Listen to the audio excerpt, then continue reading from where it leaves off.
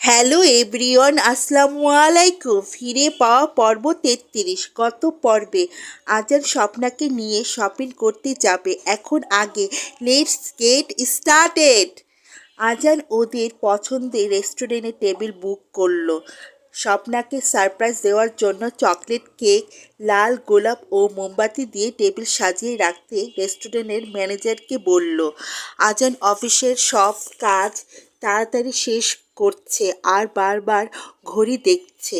এদিকে স্বপ্না আজানের সাথে শপিংয়ে যাবে বলে আজানের পছন্দের নীল রঙের শাড়ি পরেছে।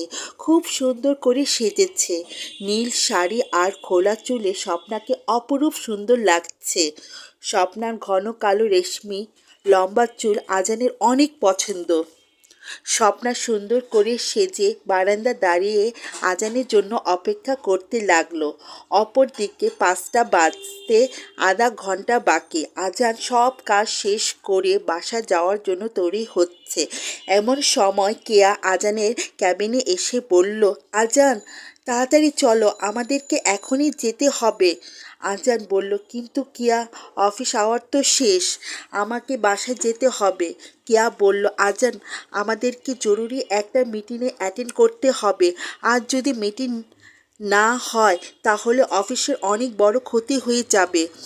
আমি জানি আজ তোমার অফিসের প্রথম দিন আর আমি তোমাকে কাজের জন্য এত প্রেশার দিচ্ছি, কিন্তু কি করব বলো, জরুরি না হলে আমি তোমাকে বলতাম না।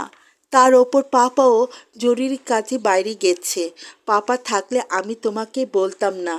আজান মনে মনে ভাবলো, কেয়ার বাবা আর কেয়া ওকে বিশ্বাস করে অফিসে চাকরি দিয়েছে, আর ওর জন্য অফিসের কোনো ক্ষতি হলে ও নিজেকে কখনো মাপ করতে পারবে না। কিন্তু আমি যদি কেয়ার সাথে যাই তাহলে স্বপ্না আমার জন্য অপেক্ষা করতে থাকবে। আমি এখন কি করব?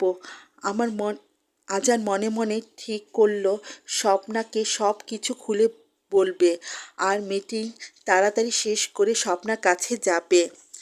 আজান ভাবলো কেয়ার সাথে যাওয়ার আগে স্বপ্নাকে ফোন করে সব কিছু জানিয়ে দিই। এদিকে কেয়া বুঝতে পেরেছে আজান স্বপ্নাকে ফোন করবে, তাই চালাকি করে কেয়া আজানের ফোন নেওয়ার আগেই ফোনটা মাটিতে ফেলে দেয়। আজান তো অবাক। কেয়া বল, সরি আজান, ভুলবশত আমার হাত লেগে তোমার ফোনটা মাটিতে পড়ে গেছে।